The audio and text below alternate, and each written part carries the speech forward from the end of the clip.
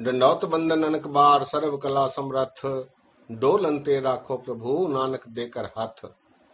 फिरत फिरत प्रभ आया परया तो शरणाय, नानक की प्रभ बेनती अपनी भक्ति लाए। नानक की प्रभ बेनती अपनी भक्ति लाए। सत्कार योग सत्संग योग, वाहिगुरु जी का खालसा वाहिगुरु जी की फतेह। आइए आज 12 माह पर विचार साझे किए जाएं। 12 माह भारतीय साहित्य में एक रचना करने की विधा है जिसका उपयोग हमारे गुरुओं ने भी किया। 2 12 माह श्री गुरु ग्रंथ साहब जी में आए हैं। एक राग तुखारी में गुरु नानक देव जी महाराज द्वारा रचा गया, दूसरा राग माझ में श्री गुरु अर्जन देव जी महाराज जी ने 12 माह की रचना की। इसके अलावा 2 12 माह श्री गुरु गोविंद सिंह जी महाराज जी ने भी रचे हैं, जो कि उनकी रचना कृष्णावतार में है। आज गुरु अर्जन देव जी महाराज द्वारा माझ राग में जो 12 माह रचा गया है उस पर विचार आरंभ करते हैं। ये 12 माह पंथ में प्रचलित है। इसके 14 पद हैं। पहले पद में महाराज ने प्रश्न रखा है, समस्या रखी है, और अंतिम पद में उसका निवारण। महाराज कहते हैं, किरत कर्म के विछड़े कर कृपा में लो राम। हे परमात्मा, अपने पूर्वले कर्मों संस्कारों के परिणाम स्वरूप जीवात्मा परमात्मा से विछड़ी है। किरत कर्म के विछड़े कर कृपा में लो राम। हे प्रभु, कृपा करो, नाम का दान बख्शो ताकि प्रभु प्राप्ति सरल हो सके। अगले 12 पदों में अपनी कठिनाइयों का प्रदर्शन करते हुए किस प्रकार जीवात्मा परमात्मा से मिलती है उसके उपाय सुझाते हुए अंतिम पद में महाराज कहते हैं, जिन जिन नाम ध्याया तिनके काज सरे। जिसने भी प्रभु की सच्चे मन से आराधना की है, याद किया है, उसे गुरु के द्वारा परमात्मा की प्राप्ति हो जाती है। जिन जिन नाम ध्याया तिनके काज सरे, उनके कार्य पूरे हो जाते हैं। ऐसा इस वाणी में गुरु अर्जन देव जी महाराज ने दर्शाया है। आइए आज इसकी आरंभता करते हैं। पहले पद पर विचार साझे करते हैं। वाणी पर विचार करते समय बीच में 12 माह इस विधा के बारे, इसकी पृष्ठभूमि और इसके विशेषताएं आदि पर भी विचार करते रहेंगे। 12 माह माझ महला पंजवा, घर चौथा, एक ओंकार सदगुर प्रसाद। किरत करम के विछुड़े कर कृपा में लहो राम। महाराज कह रहे हैं, किरत कर्म, किरत अर्थात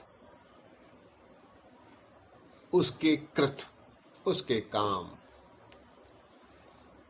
किरत कर्म के विछड़े, जिसके परिणाम स्वरूप जो संस्कार बने हैं उनके परिणाम स्वरूप जीवात्मा परमात्मा से विछड़ी है, प्रभु से विछड़ी है। किरत कर्म के विछड़े कर कृपा में लहो राम। हे प्रभु, कृपा करो, ताकि मिलाप हो सके। किरत करम के विछड़े कर कृपा मेलो राम, चार कुंट दह दिस भ्रमे थक आए प्रभु की शाम। महाराज कहते हैं चार कुंट दह दिस भ्रमे, चार कुंट अर्थात चारों ओर, दह दिस भ्रमे, दह दिस अर्थात दसों दिशाओं में। हे प्रभु, माया के वश होकर, भौतिक सुख सुविधाओं के वश में होकर चारों ओर और दसों दिशाओं में ये जीवात्मा भटक रही है, भ्रमण कर रही है, भ्रमित हो रही है। और ऐसा होने के पश्चात थक आए प्रभु की शाम। शाम कहते हैं शरण को। इन भौतिक सुविधाओं, माया आदि के उपयोग के कारण थक कर, हे प्रभु, अब ये जीवात्मा, ये मनुष्य आपकी शरण में आया है, पहुंचा है। चार कुंट दह दिस भ्रमे थक आए प्रभु की शाम। थक कर आपकी शरण में आए हैं। धेन दुधय ते बाहरी कितै न आवे काम। यहां महाराज उदाहरण दे रहे हैं गाय का। धेन कहते हैं गाय को। धेन दुधैते बाहरी, जिस प्रकार दूध न देने वाली गाय निरर्थक हो जाती है, बेकार हो जाती है और वो किसी काम की नहीं रहती। धेन दुधैते बाहरी कितै न आवे काम, वो फिर किसी काम की नहीं रहती। धेन दुधैते बाहरी कितै न आवे काम। जल बिन साख कुमलावती उपजय नाही दाम। जिस प्रकार जल के बिना, पानी के बिना वनस्पति, शाख, पौधा कुमला जाता है और उससे कोई उपज नहीं होती, जिसके परिणाम स्वरूप उसके कुछ दाम भी नहीं मिलते, पैसे भी नहीं मिलते, वो भी निरर्थक हो जाती है। जल बिन साख कुमलावती उपजय नाही दाम। अगली पंक्ति में महाराज कहते हैं हरि नाह न मिलिए साजने कत पाइये विश्राम। प्रभु से मिलने के प्रतीक्षा में प्रभु रूपी नाह, नाह कहते हैं खसम को, कड़क को, खसम को, परमात्मा रूपी खसम, खसम रूपी परमात्मा। हरि नाह, हरि, खसम रूपी हरि के न मिलने से साधन रूपी जीवात्मा को भला कैसे विश्राम मिल सकता है, कैसे आराम आ सकता है। हरि नाह न मिलिए साजने कत पाइये विश्राम। भला उसे आराम कैसे आ सकता है जीवात्मा को परमात्मा के बिना। हरि नाह न मिलिए साजने कत पाइये विश्राम। जित घर हरि कंत न प्रगटई भट्ट नगर से ग्राम। यहां महाराज कहते हैं कि जिस मनख रूपी घर में कंत रूपी परमात्मा का प्रगटावा नहीं होता, प्रकटीकरण नहीं होता, उपजते, जिस घर में कंत न हो, परमेश्वर रूपी कंत न हो, तो वो घर भट्टी के समान ग्राम भभकते हुए तपते हुए ग्राम के समान है। भट्टी कहते हैं भट्ट को। तपते हुए ग्राम के समान है। वह घर तपता हुआ भट्टी के समान है। जित घर हरि कंत न प्रगटई, भट्ट नगर से ग्राम। अर्थात जिस मन में प्रभु का प्रकटीकरण न हो, वास न हो, वो भट्टी के समान है। जित घर हरि कंत न प्रगटई, भट्ट नगर से ग्राम। सरब सिगार तंबोल रस, सन देही सब खाम। यहां महाराज उदाहरण देते हैं कि सिंगार, पान आदि, रस आदि के प्रयोग का क्या लाभ यदि प्रभु प्राप्ति न हो। इन सब श्रृंगार, तंबोल, रस आदि के प्रयोग का कोई लाभ नहीं, क्योंकि ये सारे नाशवंत हैं। खाम अर्थात नाशवंत। सर्व सीगार तंबोल रस सण देही सब खाम। ये सब देही के साथ, शरीर के साथ नाश हो जाने वाले हैं। इनका क्या लाभ यदि ये कंत से मिलाने में सहयोग नहीं दे पाते हैं। सर्व सीगार तंबोल रस सण देही, सने समेत, सण देही सब खाम। प्रभ स्वामी कंत विहूनिया, मीत सज्जन सब जाम। प्रभु के बिना,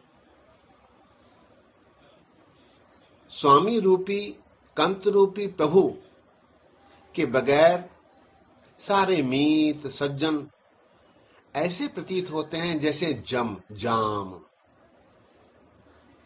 के रूप में प्रतीत होते हैं, दिखलाई देते हैं। प्रभ स्वामी कंत विहूनिया, मीत सज्जन सब जाम। प्रभु के बगैर, कंत रूपी प्रभु के बगैर ये सारे मीत, सज्जन, दोस्त आदि ऐसे प्रतीत होते हैं जैसे कि वे जाम है। जाम अर्थात यम। प्रभ स्वामी कंत विहूनिया, मीत सज्जन सब जाम। अंतिम दो पंक्तियों में महाराज बेनती करते हैं, नानक की बेनंतियां कर कृपा दीजय नाम। महाराज कहते हैं कि नानक बेनती करते हैं कि हे प्रभु कृपा करो, नाम दान बख्शो, नाम की बख्शीश करो ताकि प्रभु प्राप्ति हो। नानक की बेनंतियां कर कृपा दीजय नाम।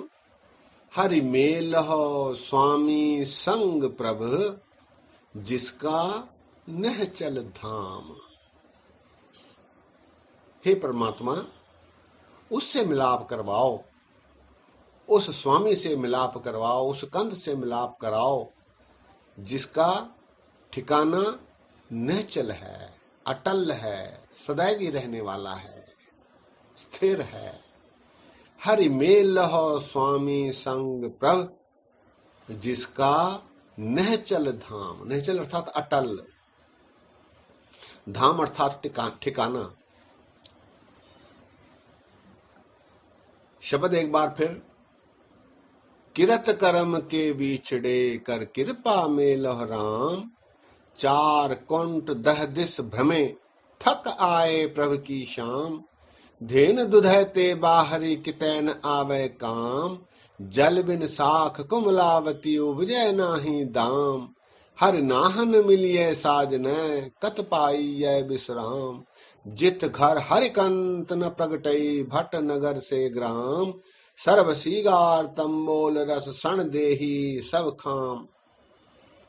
प्रभ स्वामी कंत विहूनिया, मीत सजन सब जाम। नानक की बेनंतियां कर कृपा दीजय नाम। हरि मेल हो स्वामी संग प्रभ, जिसका निश्चल धाम। यहां महाराज कहते हैं कि दूध के बिना गाय जैसे है वैसे मनुष्य की परिस्थिति बनी है, जल के बिना जैसे पौधा है वैसी परिस्थिति मनुष्य की आज है। ऐसे परिस्थितियों से मुझे निवार ले, नाम की बख्शीश कर, ताकि प्रभु प्राप्ति सरलता से हो सके। सत्संगियों, आज यही विश्राम है। अगली बार अगले पद पर विचार साझे करेंगे, जो कि चेत माह से शुरू होता है। दास के इतने वचन प्रमाण करो, गलतियों के लिए दास को क्षमा बख्शो। फतेह गजाओ। वाहिगुरु जी का खालसा, वाहिगुरु जी की फतेह।